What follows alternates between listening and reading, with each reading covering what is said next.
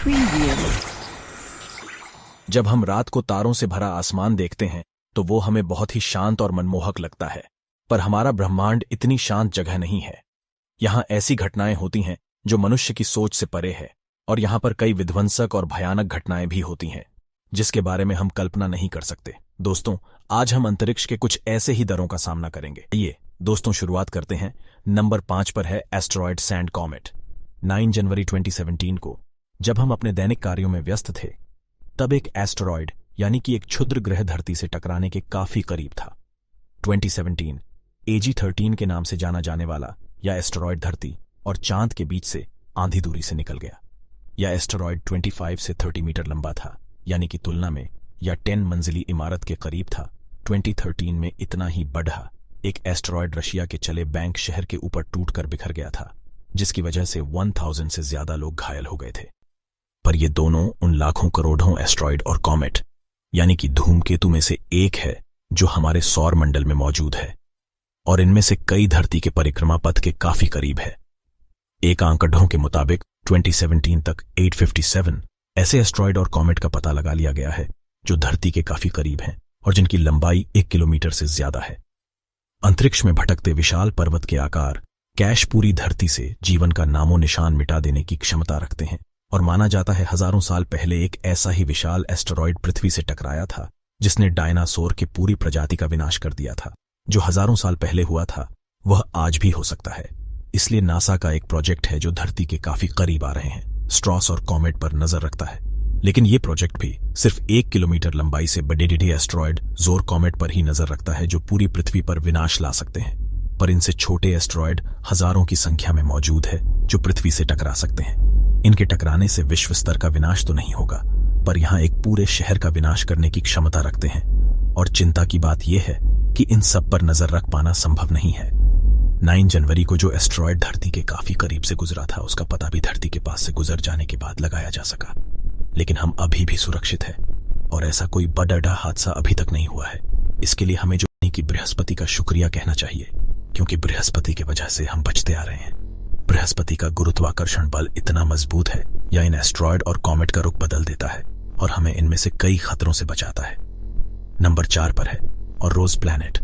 अगर एस्टेरॉयड सा कॉमेट का पृथ्वी से टकराना आपको भयानक लगता है तो किसी ग्रह से पृथ्वी के टकराने के बारे में आप क्या सोचते हैं? अभी तक आपने पृथ्वी के किसी ग्रह से टकराने की अफवाह आपने इंटरनेट पर कई बार सुनी होगी, पर ऐसा हो भी सकता है। जब ग्रहों की बात आती है तो ऐसे का गोल पिंड की तस्वीर दिमाग में आती है जो एक निश्चित कक्षा में अपने सितारे की परिक्रमा करता है। अगर सभी ग्रह अपनी अपनी कक्षा में अपने सितारे की परिक्रमा करें तो कोई किसी से नहीं टकराएगा। पर कुछ ऐसे खराबी है जो इन नियमों का पालन नहीं करते हैं। ये वगैरह है जो किसी भी सौरमंडल से बंधे हुए नहीं है और खुलेआम अंतरिक्ष में भटकते हुए सीधे आकाशगंगा की परिक्रमा करते हैं। इन ग्रहों को रोज प्लैनेट यानी कि लावारिस खराब भी कहा जाता है कि ऐसे करा है जो किसी कारण से अपने सौरमंडल से बाहर धकेल दिए गए हों या फिर इनका निर्माण अपने आप हुआ हो, ठीक वैसे ही जैसे सितारों का निर्माण होता है। और ऐसे पिंड जिनका निर्माण अपने आप हुआ है उन्हें इंटरनेशनल एस्ट्रोनॉमिकल यूनियन ने ब्राउन ड्वार्फ का नाम दिया है। और ये लावारिश करा और पिंड भारी संख्या में अंतरिक्ष में मौजूद है, और क्योंकि इनका अपना प्रकाश नहीं होता इन्हें सीधे तरीके से देख पाना संभव नहीं है। वैज्ञानिकों का मानना है कि इनकी संख्या ब्रह्मांड में मौजूद सितारों के बराबर है, यानी कि जितने सितारे आप आसमान में देख रहे हैं उतने ही लावारिस गाना भी आसमान में मौजूद है। Y085551 लावारिस ग्रह है जो अब तक के ढूंढने के लिए लावारिस ग्रहों में से सबसे करीब है। या अगर आप पृथ्वी से 7 प्रकाश वर्ष दूर है, किसी लावारिस ग्रह से पृथ्वी के टकराने की संभावना अभी निकट भविष्य में नहीं है। पर वैज्ञानिकों के सिद्धांत की बात माने तो पृथ्वी पहले ही एक तरह से टकरा चुकी है। इम्पैक्ट के सिद्धांत के मुताबिक 450,000,000 साल पहले एक मंगल ग्रह के आकार का ग्रह जिसे तिथियां के नाम से जाना जाता था पृथ्वी से टकरा गया था। माना जाता है कि अगर आप पृथ्वी के समानांतर कक्षा में परिक्रमा करता था और बृहस्पति और बुध ग्रह के गुरुत्वाकर्षण के प्रभाव से यह पृथ्वी की कक्षा में आकर पृथ्वी से टकरा गया। इस टक्कर में थिया ग्रह पूरी तरह से नष्ट हो गया और टकराव के बाद पृथ्वी और इस तरह के कुछ टुकड़े अंतरिक्ष में पहुंच गए जो बाद में इकट्ठा होकर पृथ्वी का चांद गए। इस सिद्धांत का सबूत अपोलो मिशन में भी प्राप्त हुआ था। जब इस मिशन द्वारा चांद से लाए गए नमूनों का परीक्षण हुआ तो यह पाया गया कि इनकी संरचना पृथ्वी पर मौजूद मिट्टी की संरचना से मेल खाती है। नंबर 3 पर है हाइपर वेलोसिटी स्टार। एक लावारिस ग्रास से ज्यादा खतरनाक क्या हो सकता है? एक लावारिस भटकता सितारा। तो आइए मिलते हैं हाइपर वेलोसिटी स्टार से। हाइपर वेलोसिटी स्टार एक ऐसा सितारा है जो काफी तेज गति से अंतरिक्ष में चलता है। इनकी गति इतनी तेज होती है कि आकाशगंगा की एस के वेलोसिटी से भी ज्यादा होती है। ऐसे में हर चीज गतिमान है, यहां तक कि हमारे सितारे भी गतिमान हैं और यह आकाशगंगा का चक्कर लगाती है। पर आम तारों की गति 100 किलोमीटर प्रति एक सेकंड होती है, तो वहीं हाइपर ब्लू सिटी स्टार की गति 10 गुना ज्यादा यानी कि 1000 किलोमीटर पर एक सेकंड होती है। और कुछ हाइपर ब्लू स्टार ऐसे भी हैं जिन्होंने आकाशगंगा से सफर करते हुए अब वो आकाशगंगा से बाहर निकल चुके हैं। हाइपर स्टार कैसे बनते हैं? इसके दो सिद्धांत हैं और दोनों ही सिद्धांतों में एक बात समान है कि हाइपर ब्लॉक सिटी स्टार का जन्म बाइनरी स्टार सिस्टम यानी कि दो तारों के मंडल से होता है। बाइनरी स्टार सिस्टम में दो तारे होते हैं जो एक दूसरे के साजिद रहमान के केंद्र यानी कि सेंटर ऑफ मास की परिक्रमा करते हैं। पहले सिद्धांत के मुताबिक अगर ये बाइनरी स्टार सिस्टम किसी ब्लैक होल के समीप चले जाते हैं तो संभव है कि इनमें से एक तारा ब्लैक होल के केबल में फंस जाएगा और दूसरा तारा तीव्र गति से बाहर फेंक दिया जाएगा, जो है पर स्टार बन जाता है। नंबर 2 पर है रोज ब्लैक होल। अब हम बात करेंगे अंतरिक्ष के विशालकाय दानवों की यानी कि ब्लैक होल की। ब्लैक होल एक ऐसे खगोलीय क्षेत्र है जहां गुरुत्वाकर्षण इतना तेज होता है कि उसके अंदर जाने के बाद कुछ भी बाहर नहीं आ सकता, यहां तक कि प्रकाश भी नहीं।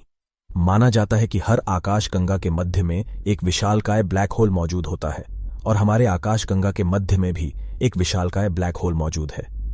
जो भी वस्तु इस ब्लैक होल के क्षेत्र के अंदर आता है वह वस्तु इस ब्लैक होल के द्वारा निगल लिया जाता है और युवा हमेशा के लिए उस ब्लैक होल का हिस्सा बनकर रह जाता है।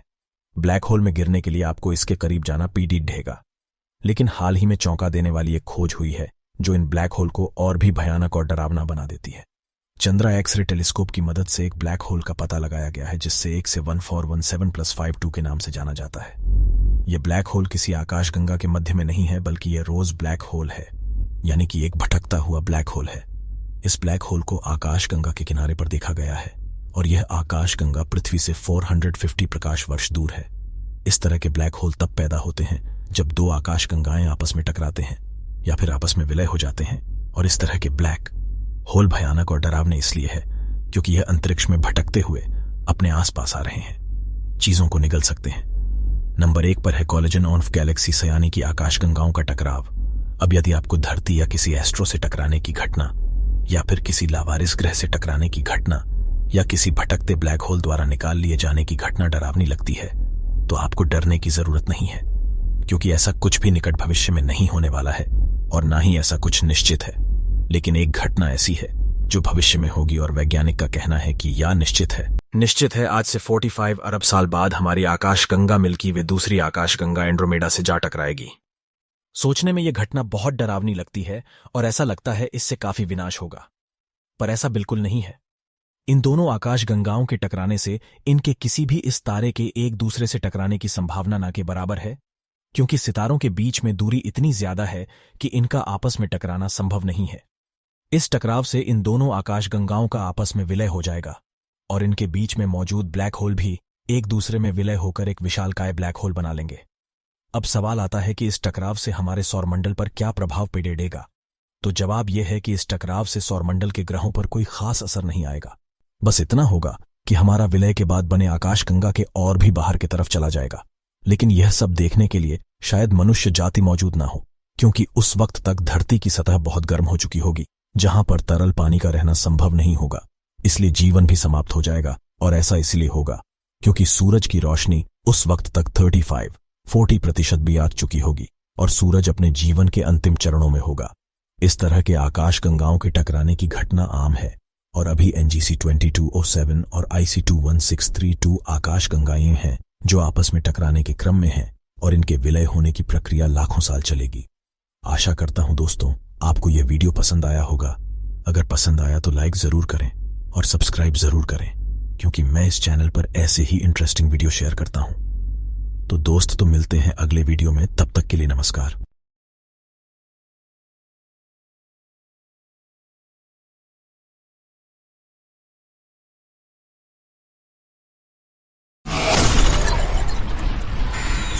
Preview.